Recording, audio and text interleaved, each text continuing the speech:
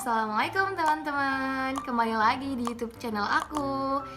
Nah, di video kali ini kita akan membahas tentang Pancasila dalam kajian sejarah bangsa Indonesia.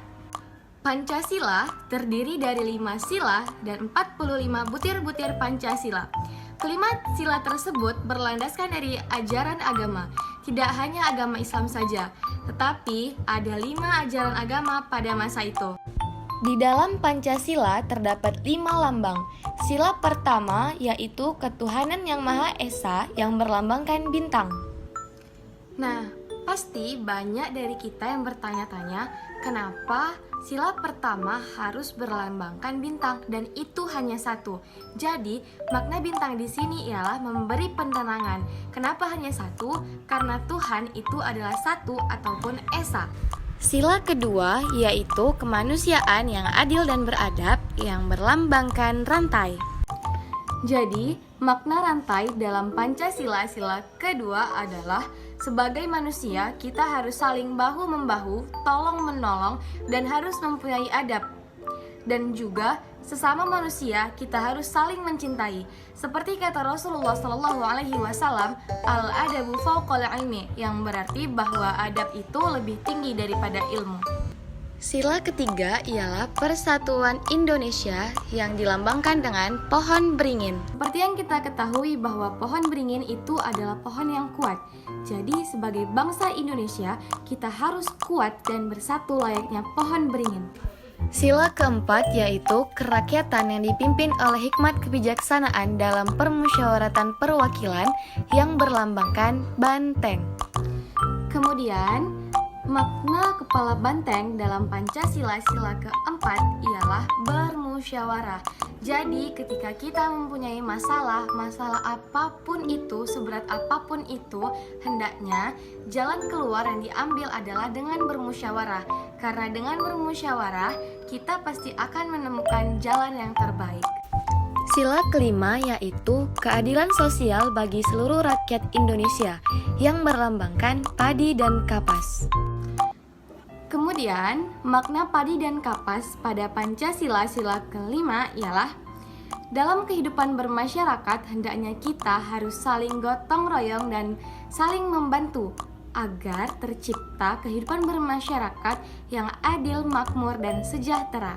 Dalam sejarah Indonesia, salah seorang perumus Pancasila yakni Mr. Muhammad Yamin, beliau mengatakan bahwa negara kebangsaan Indonesia ini tidak dapat dipisahkan dari kerajaan-kerajaan warisan nenek moyang. Perlu kita ketahui bahwa berdirinya negara kebangsaan Indonesia ini tidak terlepas dari perjuangan-perjuangan masyarakat pada masa kerajaan. Adapun kerajaan-kerajaan yang ikut berperan dalam proses lahirnya Pancasila yang pertama ialah Kerajaan Kutai yang dipimpin oleh Raja Mula Warman. Yang kedua, Kerajaan Sriwijaya yang dipimpin oleh Wangsa Syailendra. Dan yang ketiga ialah Kerajaan Majapahit yang dipimpin oleh Hayam Wuruk. Nah, jadi pada masa kerajaan Majapahit inilah banyak pengamalan Pancasila yang telah diamalkan. Sila pertama terbukti dengan agama Hindu dan agama Buddha yang hidup berdampingan secara damai. Sila kedua, hubungan baik Raja Hayam Wuruk dengan kerajaan Tiongkok, Ayodhya, dan Kamboja.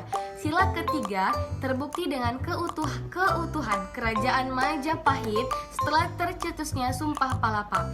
Sila keempat terbukti dengan pengamalan nilai mufakat dan musyawarah pada masa kerajaan Majapahit. Sila kelima terbukti dengan berdirinya beberapa kerajaan yang ditopang dengan kesejahteraan dan kemakmuran rakyat. Beralih dari masa kerajaan menuju masa kebangkitan Indonesia, Jepang pernah berjanji akan membentuk sebuah badan. Oleh karena itu, pada tanggal 19 April 1945 dibentuklah BPUPKI yang dikenal dengan Badan Penyelidik Usaha Persiapan Kemerdekaan Indonesia. Sidang PPUPKI pertama dilakukan pada tanggal 29 Mei sampai 1 Juni 1945. Pada sidang tersebut, Insinyur Soekarno memberi istilah dasar negara dengan sebutan Pancasila yang berarti 5 dasar. Oleh karena itu, setiap tanggal 1 Juni kita memperingati hari lahirnya Pancasila. Kemudian, pada sidang BPUPKI pertama juga, Mr. Muhammad Yamin mengemukakan gagasannya mengenai dasar negara yang isinya antara lain, pertama, ketuhanan yang Maha Esa, kedua, kebangsaan persatuan Indonesia, ketiga, rasa kemanusiaan yang adil dan beradab, keempat, kerakyatan yang dipimpin, kelima, keadilan sosial. Nah, inilah yang ditunggu-tunggu. Pada tanggal 18 Agustus 1945, Indonesia telah dinyatakan merdeka dan disahkan Undang-Undang Dasar 1945 termasuk pembukaan Undang-Undang Dasar 1945 dengan dasar negara yang disebut dengan Pancasila.